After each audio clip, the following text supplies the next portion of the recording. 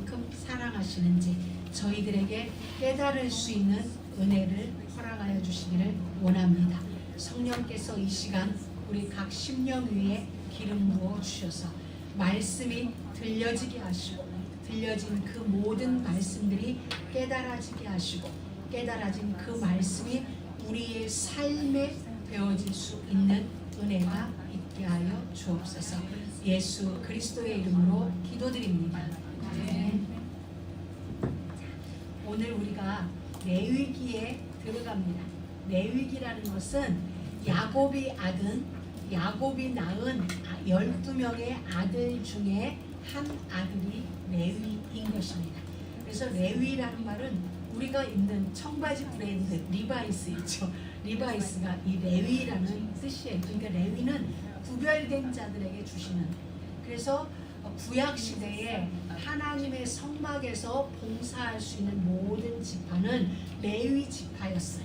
레위 지파에서 성막을 봉사하는 수종드는 일을 하게 됐죠. 그러니까 오늘날로 말하면 교회 안에서 예배를 섬기는 모든 자들은 레위 지파 후손들이었어요.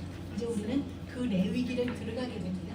그래서 레위기는 예배하는 방법을 하나님 우리에게 알려주시는 구약적인 표현으로는 제사법이죠. 근데 그것이 이제 예수님 오신 이후로는 더 이상 양 잡아야 될 이유가 없기 때문에 제사가 예배가 되어진 것입니다.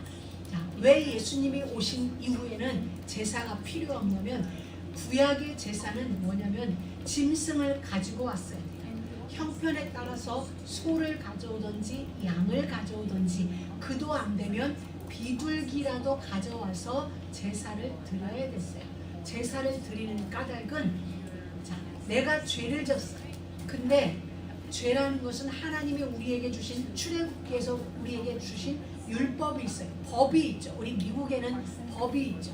우리가 교통법도 있고 여러 가지 법이 있듯이 하나님 나라의 백성으로 살아가야 할 법을 하나님이 우리에게 주신 거예요. 근데 그 법을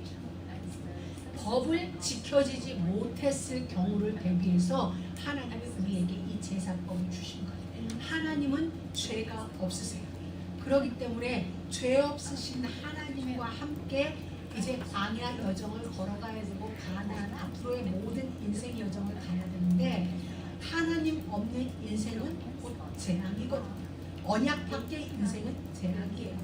에덴 동산에서 추방된 인생들에게 저주와 재앙이 찾아왔거든요. 본래 인간에게는 죄가 없었어요. 저주도 없었고 하나님이 창조하실 때 원래 오리지널 인간은 죽음이 없었어요. 왜냐하면 죄가 없었기 때문에.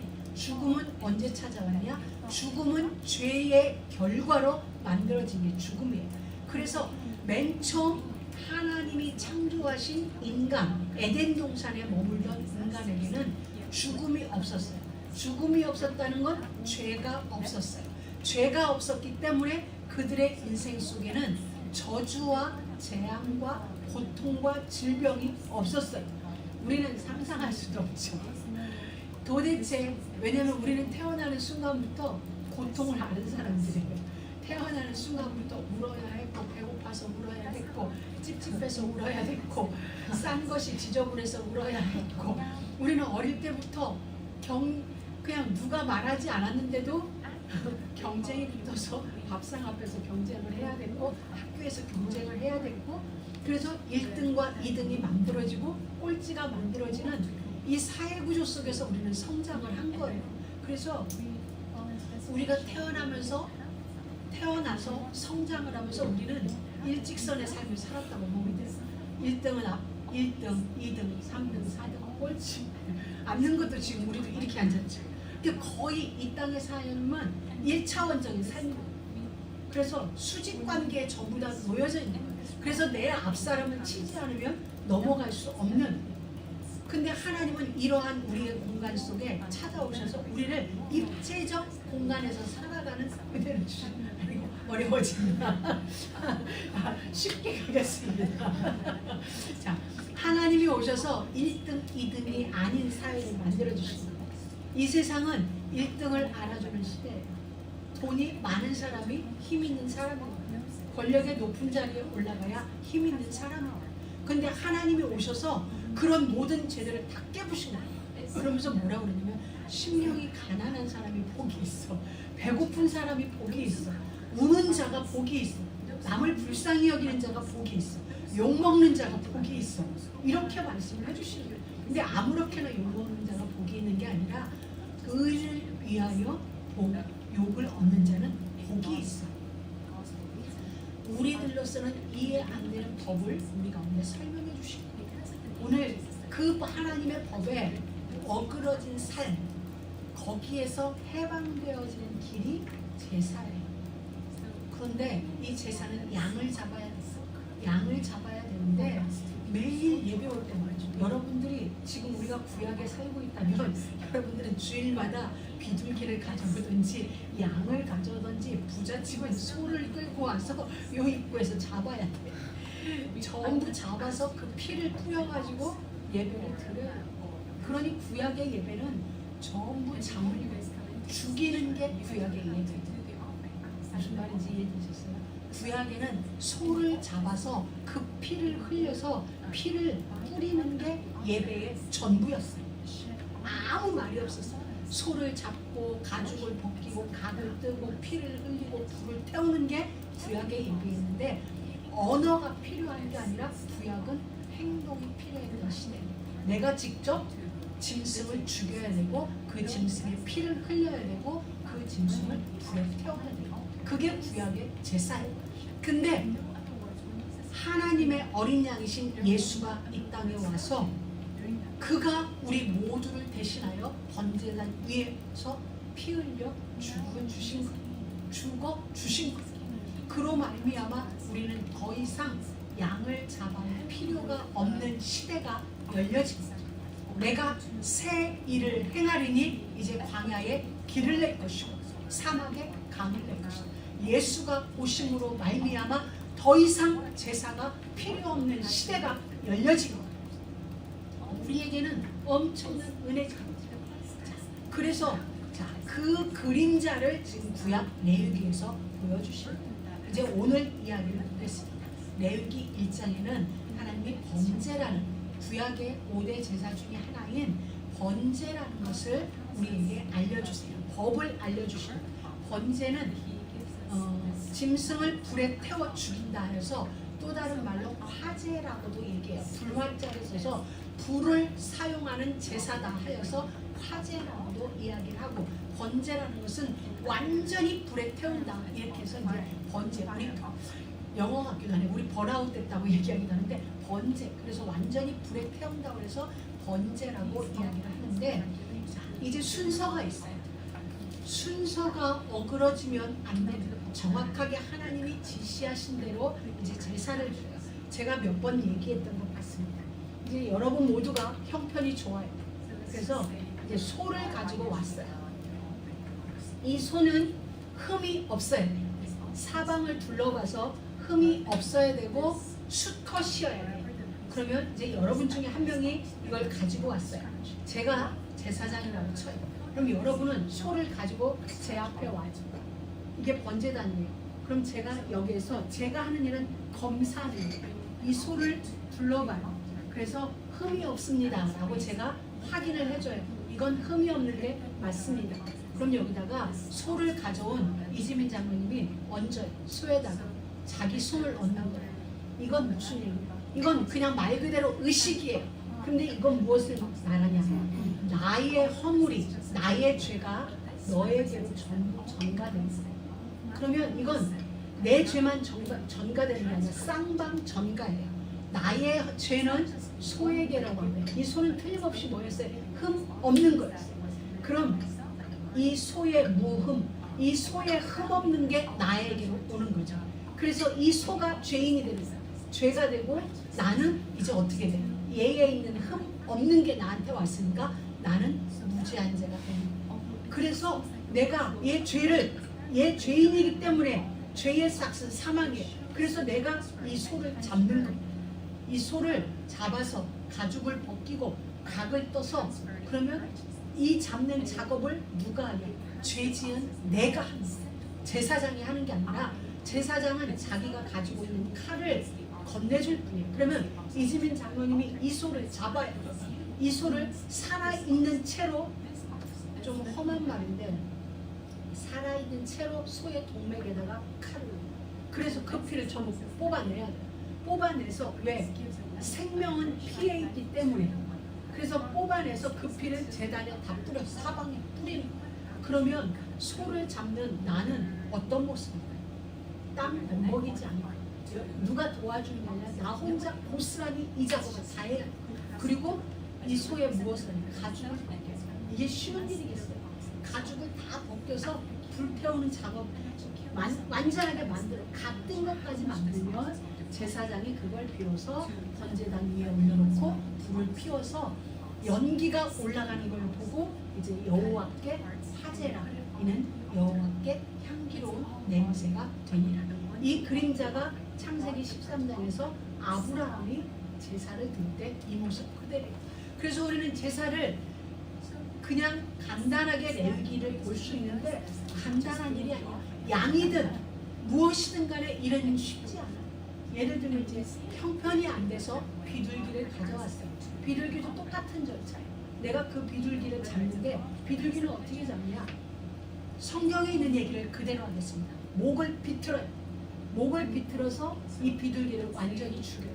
죽인 다음에 비둘기도 우리가 말하면 배를 갈라서 모이 주머니를 떼내요. 그리고 털을 다 뽑아요. 털을 뽑는 건 뭐예요? 가죽 벗기는 거죠. 그 다음에 이 비둘기 털과 모래 주머니는 쓰레기통에 버려야 해요. 그리고 왜 더럽다 하셨어요? 버리고 나머지만 가지고 제사를 드리는 거예요. 여러분, 이게 비둘기가 됐든 소가 됐든 양이 됐든 쉬운 일은 아닌 거예요. 여러분, 저는 그 장면을 한번 생각해 봤어요. 자, 내가 양을 가져왔다는 치자. 이 양을 잡는 동안에 나한테는 어떤 다짐이 일어날까? 다시는 죄 짓지 말아야지. 결심하자. 내가 이런 수고를 하지 않기 위해서는 다시는 죄 짓지 말아야지. 그 결심이 잡는 눈에 1시간이든 2시간이든 3시간이든 소를 잡으려면 거의 반나절 온종일 걸리지 않을까? 힘 좋은 사람이야 일찍 갈 수 있지만 힘에 부친 사람은 정말 온종일 소 한 마리 잡다 끝날 수도 있어요. 그러면 그 시간 내내 잡으면서 다짐을 거예요. 내가 다시는 죄짓나 봐요. 다시는 내가 그 일을, 내가 진짜 말씀대로 살아야지. 내가 정말 이 일을 2번 다시 못하니 정말 다짐하지 않겠어요. 어떤 의미는 구약이 나올 수도 있을 것 같긴 해요. 그런데 바로 그게 제사입니다. 그렇게 해서 그게 레위기 1장 전체의 내용인 거예요. 그럼 하나님은 왜 우리에게 이런 제사를 주셨나요? 하나는 우리에게 있는 죄를 없게 하시는 거예요. 이건 이렇다고 해서 우리 죄가 없어지는 게 아니에요. 근데 하나님은 너 그렇게 해. 그럼 내가 너를 죄 없다 인정해 줄게. 뭔지 알아요? 법정적으로 그렇게 해줄게라는 거예요. 내 죄가 사라지지 않아요. 내가 어젯밤에 이웃집에 물건 훔쳐온 게 내가 이렇다 해서 그 사실이 없어지나요? 없어지지 않는데 하나님이 이런 법을 정해놓고 네가 만약에 피를 흘리면 내가 너를 죄 없는 것처럼 정죄하지 않을게. 죄를 졌지만 내가 죄 없다고 인쳐줄게. 법정적으로 그렇게 해줄게 라는 이 제사법은 말 그대로 법정적으로 지금 진행돼요. 내 죄가 없어지지 않아요. 그 나의 허물이 없어지지 않는데 하나님이 없다고 쳐줄게. 죄 없다고 내가 너를 쳐줄게. 그냥 그렇게 봐줄게. 이 법 하나를 우리에게 주고 우리 모든 죄를 이걸로 다 퉁칠게. 여러분, 이 제사가 우리에게 은혜잖아요. 이게 없었으면 우리는 죄인으로 죽어요. 거기에 상응하는 눈은 눈으로 이는 이로예요. 구약의 율법은. 그런데 하나님은 이 제사법을 정해놓고 내가 그 율법에서 너를 해방시켜줄게. 법은 너를 죄인으로 만들어 눈은 눈으로 이는 이로.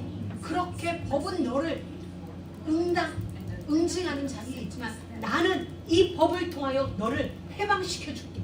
그러니 제사법은 우리에게 은혜입니다. 나의 수고로움이 있지만 하나님이 우리에게 베풀어 주시는 은혜가 바로 제사법이라는 것입니다. 자, 구약의 그림자로 보여준 이 제사법이 지금 우리에게 와서는 어떤 은혜를 주냐? 예수님이 이 땅에 오셨어요. 예수님이 아니죠. 하나님이 육신을 입고 이 땅에 오셨어요. 그것은 구약에서 어떤 은혜였어요? 우리가 성막의 모든 기구를 다 보았어요. 그토록 조각목으로 만들고 금을 다 입혔어요. 금으로 칠해놨는데 이 모든 성막의 기구는 어디에 놓느냐? 맨 땅 위에 그대로 놓여졌어요. 떡상이든 번제단이든 지성소 안에 있는 언약궤든 금향단이든 만들기는 전부 금칠을 다 해놨는데 어떻게? 땅 위에 그대로 놓여졌어요. 예수 그리스도는 우리의 생명의 떡입니다. 그분은 우리 인생의 빛이에요. 그분은 우리 인생의 모든 것입니다. 그런데 하나님이신 그분이 우리가 사는 이 땅으로 오셨어요.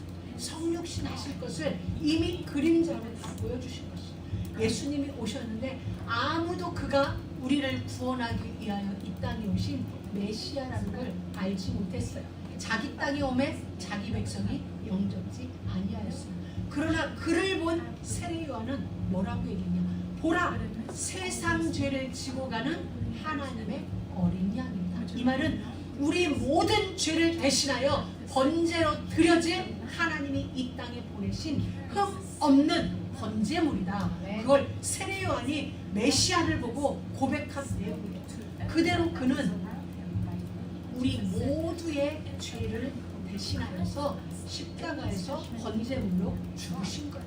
자, 예수님이 십자가에서 죽으실 때 그는 우리 모두의 죄를 끌어안고 우리가 그의 머리 위에 안수했어요. 그때 당시 예수를 십자가에 못 박은 사람이 그는 자기 죄로 인해 죽는 거예요. 그 옆에 있던 강도마저도 그는 마땅히 죽어야 할 죄를 졌어요. 모든 사람이 예수와 십자가에 갔을 때 죄를 졌기 때문에 죄인으로 죽은 거예요. 근데 하나님은 그 소리를 듣게 하시고 왜? 우리 모두의 죄가 그에게 얹어져야 되니까 온 인류의 죄가 그의 머리에 안수되어져야 하기 때문에 그는 우리의 죄가 되어서 십자가에서 번제물로 죽으신 거예요. 그 역사가들에 의하면 우리는 오늘날 예수님이 십자가에 달린 사진을 보면 이렇게 팬티가 딱 가려져 있죠. 팬티가 딱 가려져 있는데 역사가들에 의하면 죄인이 죽을 때 팬티를 가리지 않아요. 그는 죄인으로 죽어야 되는 거기 때문에 십자가 형틀에 죽는 모든 자들은 벌거벗긴 채로 자기의 모든 수치를 다 드러내고 죽는 거예요. 죄인으로서. 그래서 예수님도 모든 수치를 다 드러내요. 그래서 어떤 학자들은 소의 가죽을 벗기는 것과 예수님의 모든 그 입으시는 홍포를 다 벗겨내는 것을 같은 그림으로 보고 있는 것입니다. 그렇게 예수는 저와 여러분의 죄를 대신하여서 이렇게 피 흘려 죽으셨어요. 그래서 우리의 죄는 예수에게로 그리고 예수의 흠 없는 무흠함은 우리에게로 오셔서 우리는 의로운 자가 되고 의로워서 의로운 게 아니라 예수님이 이 제사법을 인하여서 우리에게 법정적으로 의롭다라고 인쳐준 거다. 의롭다 인침을 받았기 때문에 더 이상 정죄함이 없는 거죠. 나는 분명히 죄를 졌는데 이 최고의 재판장이 우리에게 너 그 죄에 대해서 다 계산 끝냈어? 끝냈다는 거예요. 무엇으로? 십자가에서 계산이 끝난 거예요. 그렇기 때문에 오케이, 이제 너는 죄 없습니다. 없어서 없는 게 아니라 하나님이 정해놓으신 제사법의 원리에 의해서 십자가의 그 은혜의 법으로 우리는 법정적으로 인쳐집니다. 그게 우리. 그래서 우리는 이것이 우리 안에 늘 있어야 해요. 무엇이냐면 우리가 아니다. 하나님이구나. 하나님이구나.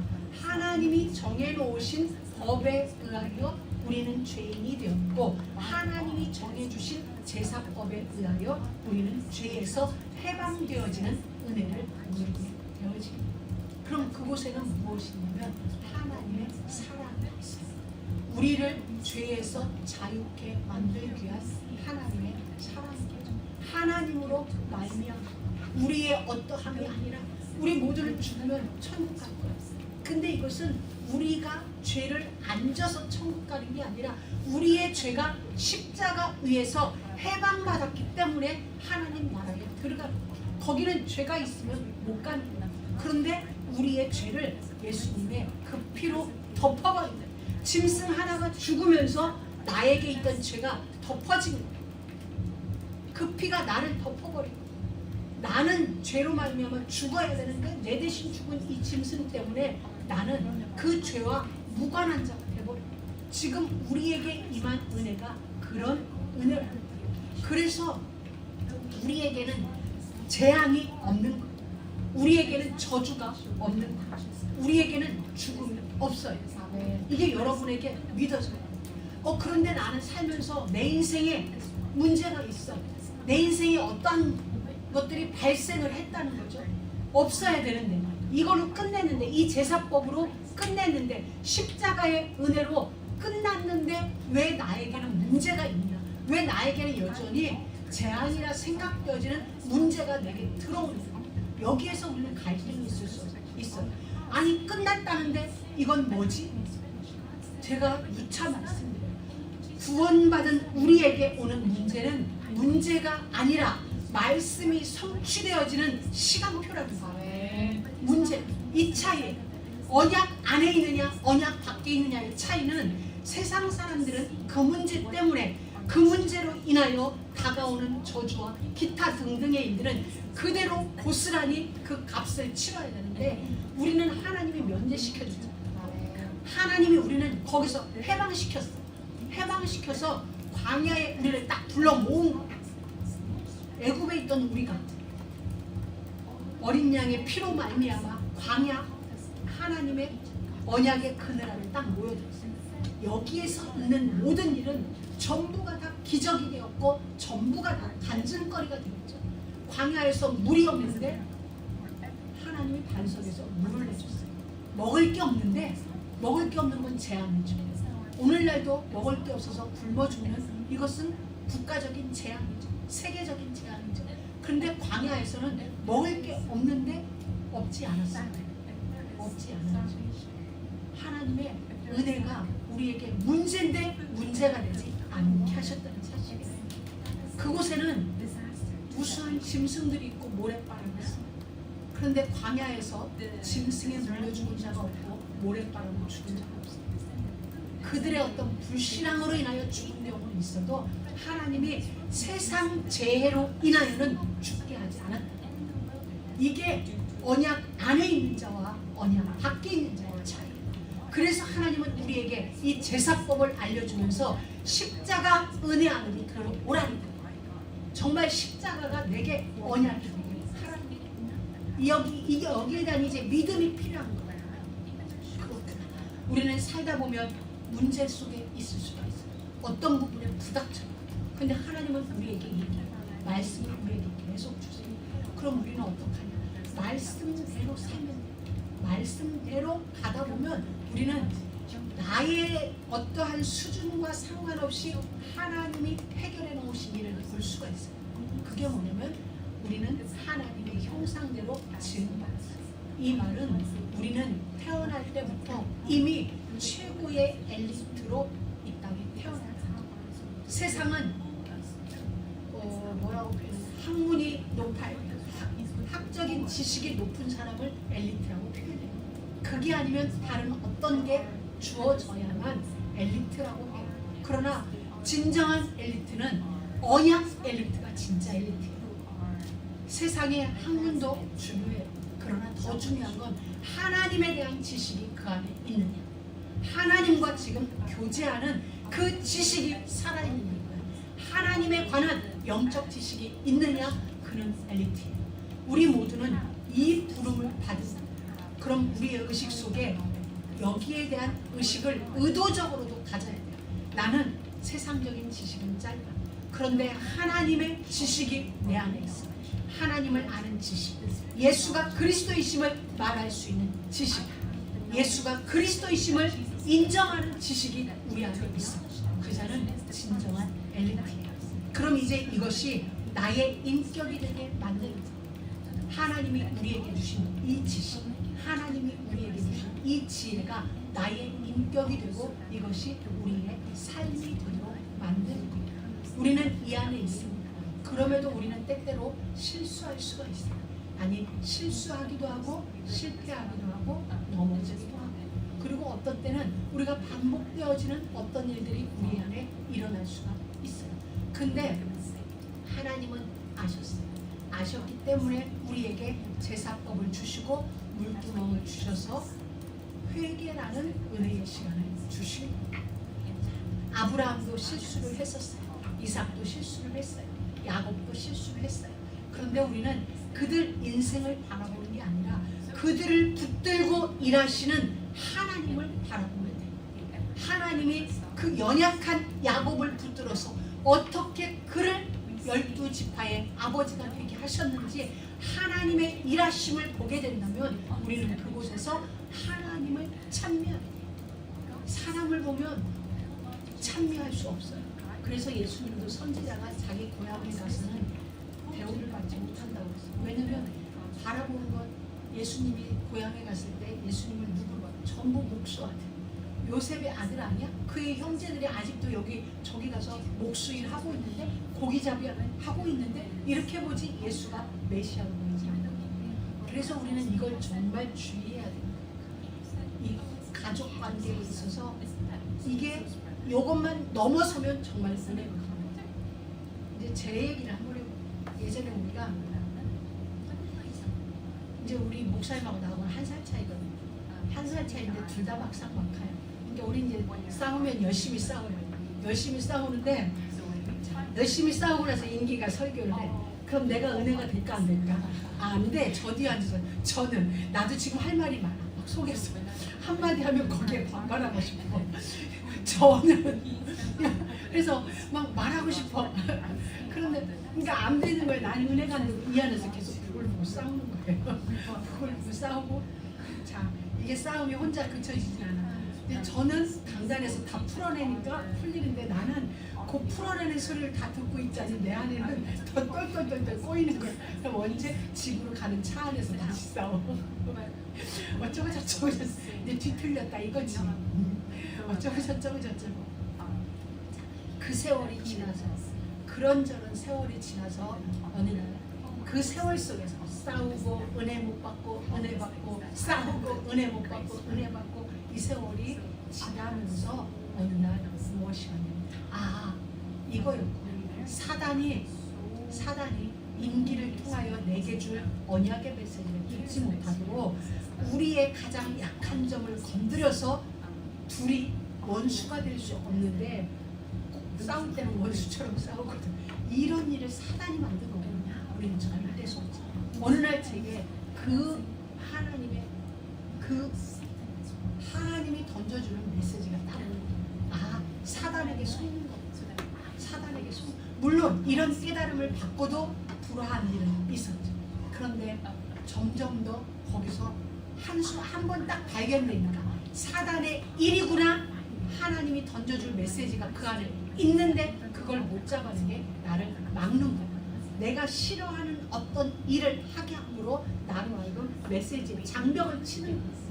그게 제 안에 딱 발견된 이유로는 그럼에도 불구하고 내게 주시는 말씀은 임기가 주는 게 아니라 하나님의 성령이 임기의 입술을 통하여 나에게 준다면 그 문제에 속는 건 그가 아니라 내가 되는 거야.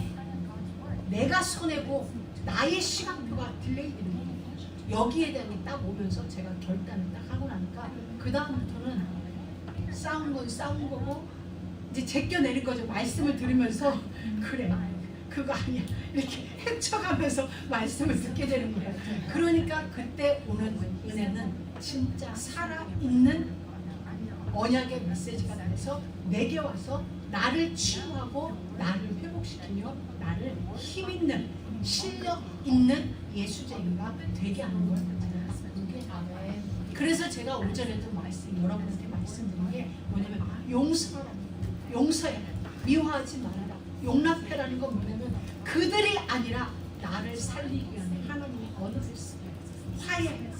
예물을 제단에 드리다가 형제에게 원망드는 만한 일이 있는 줄 생각하거든 예물을 딱 제단 앞에 놓고 가서 먼저 화해하고 와서 예물을 드리자. 무엇 때문에? 그 사람이 하나님은 지금 나와 함께 만나고 싶어. 만나고 싶은 건 뭐죠? 나에게 복 주고 싶은 거예요. 어떤 복?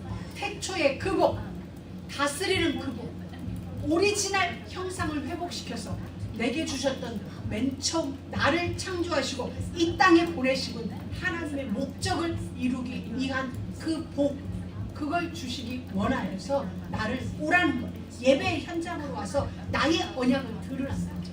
근데 사단은 이런저런 일들로 인하여 우리에게 말씀을 놓치게 하는 거죠. 이 벽만 뛰어넘으면 모든 게 언약을, 모든 게 언약으로 들려져요. 언약으로 들려지면 그 말씀은 어떻게 해줘요? 내게서 성취가 되어져요. 그럼 내 안에는 힘이 생겨요. 그 다음부터는 이제 전에 넘지 못했던 일들이 넘어가죠. 그보다 좀 더 높은 어떤 일도 넘어가죠. 넘어가진다는 건 뭐죠? 내게 그만큼 근력이 생겼다는 거예요. 힘이 생겼다는 거예요. 영적인 힘이. 하나님은 우리에게 그 힘을 주시기 위해서 우리에게 장애물들을 주는 거예요. 근데 이 장애물은 낯선 사람을 통하여서 우리에게 오는 경우는 별 드물어요. 우리는 지나가는 사람이 우리한테 눈 한 번 흘리면 어이구 지가 뭔데 그러고 그게 그닥 상처가 안 돼요. 그냥 뭐 나도 저 모르고 저도 나 모르니까. 그런데 누구한테 상처 입어요? 잘 아는 사람들, 나를 아는 사람들, 내 가까이 있는 사람들은 그냥 눈을 흘린 게 아닌데 내가 그 사람이 돌리는 눈을 내가 본 거야. 각도가 기가 막혀. 이 사람은 여기서 이쪽으로 눈을 돌리는데 마침 내가 봤네. 마침 내가 보니까 내가 딱 뭐야? 나한테 눈을 흘리는 것처럼. 그러면 나는 어떻게 돼? 혼자 오해하는 거야. 혼자 뭐야 무슨 노래 가사가 들어 혼자 오해하고 혼자 사랑하고 뭐 이런 일이 만들어지는 거야. 그리고 나 혼자 부글부글해. 지가 나한테 그 눈을 흘리고 이 사람은 몰라.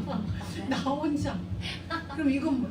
나 혼자 아프고 혼자 잘못 생각해서 상처를 만들어내는 거야. 이게 뭐야? 사단이 하는 거야. 사단은 우리가 오해, 특히 가까운 사람들 사이에 오해를 만들어.